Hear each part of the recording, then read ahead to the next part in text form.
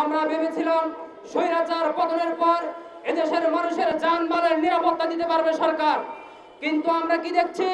আমরা দেখতে পাচ্ছি দেশে নুনের চেয়ে খুন সস্তা হয়ে যাচ্ছে। আমরা যুব সমাজ, আমরা রাজপথে নেমে এসেছি। আমরা সরকারকে উদাত্ত আহ্বান জানাতে চাই, আমরা সরকারকে জানিয়ে দিতে চাই, আগামী অনতিবিলম্বে এই খুনিদেরকে যদি ফাঁসির কাস্টে ঝুলিয়ে না দেওয়া হয়, যুব আন্দোলন সারা বাংলাদেশে তীব্র আন্দোলন গড়ে তুলবে ইনশাআল্লাহ।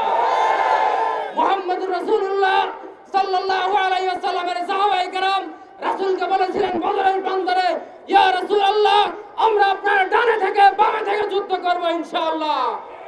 আমরা পীর সাহেব চরমনাইকে আশ্বস্ত করতে চাই, যুব আন্দোলন একজন শহীদ হয়েছে, হাজার হাজার যুব আন্দোলনের নেতা কর্মী সারা বাংলাদেশের যেখানে আছে, অনতি বিলম্বে খুনিদেরকে ফাঁসি না দেওয়া হলে সারা বাংলাদেশ অচল করে দেওয়া হবে ইনশাআল্লাহ। নাসরুম মিনাল্লাহি ওয়া ফাতহুন করিম। সঠিক উদ্যোগ গ্রহণ করা না হয়, এই হত্যাকাণ্ডের পেছনে যারা রয়েছে তাদের যে দ্রুত সময়ের মধ্যে সকলকে গ্রেফতার করা না হয় এবং নারায়ণগঞ্জে ইসলামী আন্দোলন, যুব আন্দোলন, ছাত্র আন্দোলন এবং সাধারণ মানুষকে নিয়ে নারায়ণগঞ্জে মাদক বিরোধী, সন্ত্রাসী বিরোধী আমরা কিন্তু অবস্থান নিয়েছি। আমরা নারায়ণগঞ্জবাসীকে বলবো, সন্ত্রাসীদের কোনো দল নেই, তারা যে দলেরই হোক আপনারা প্রতিরোধ গড়ে তুলুন, প্রতিরোধ গড়ে তুলুন। শুধু নারায়ণগঞ্জ নয়, গোটা বাংলাদেশে চাঁদাবাজ এবং সন্ত্রাসের বিরুদ্ধে, চাঁদাবাজীদের বিরুদ্ধে, চাঁদাবাজদের বিরুদ্ধে, সন্ত্রাসীদের বিরুদ্ধে, মাদক ব্যবসায়ীদের বিরুদ্ধে আমাদেরকে নতুন যুদ্ধে ঝাঁপিয়ে পড়তে হবে। আমরা এক ফেসিবাদী শক্তিকে তাড়িয়েছি, চাঁদাবাজদের হাতে দেশ তুলে দেওয়ার জন্য নয়, সন্ত্রাসীদের হাতে দেশ তুলে দেওয়ার জন্য নয়। আমরা ইসলামী আন্দোলন বাংলাদেশ, ইসলামী যুব আন্দোলন বাংলাদেশ নিয়মতান্ত্রিক ভাবে রাজনীতি করে, আমরা একটি দায়িত্বশীল রাজনৈতিক সংগঠন। আমরা চাই না গোটা বাংলাদেশে নতুন কোন সংকট তৈরি হোক।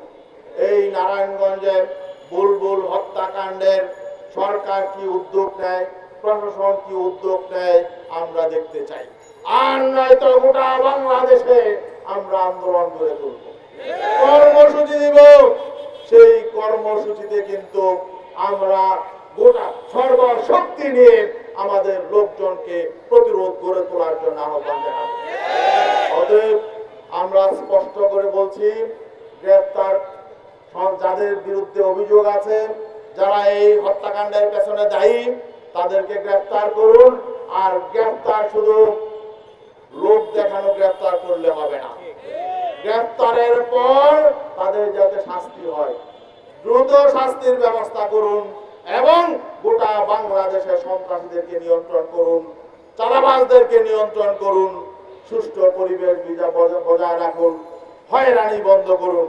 বিভিন্ন জায়গায় আমাদের লোকজনকে হয়রানি করা হচ্ছে, নারায়ণগঞ্জের আগেও আমাদের লোকজনকে আহত করা হয়েছে, এগুলো বন্ধ করুন, সঠিকভাবে দেশ পরিচালনা করুন। আর নয়তো আপনাদের পরিণতি কিন্তু অতীত ফেসিবাদ সরকারের পরিণতির মতো হবে।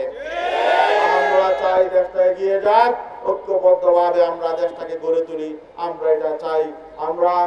আমরা বুলবুলের রুহের মাগফিরাত কামনা করি এবং সন্তপ্ত পরিবারের প্রতি সমবেদনা প্রকাশ করি এবং আমরা যারা তার সহকর্মীবৃন্দ রয়েছেন তাদের প্রতি সহমর্মিতা প্রকাশ করছি। আজকে নারায়ণগঞ্জ প্রোগ্রাম আছে, যদি আমরা এর সঠিক ব্যবস্থা না দেখি, যদি আমরা সরকারের তড়িৎ অ্যাকশন আমরা না দেখি, তাহলে গোটা বাংলাদেশে আমরা কর্মসূচি দিতে বাধ্য হব। আপনারা সেই কর্মসূচিতে সবাই সফল করে তুলবেন। সবাইকে ধন্যবাদ।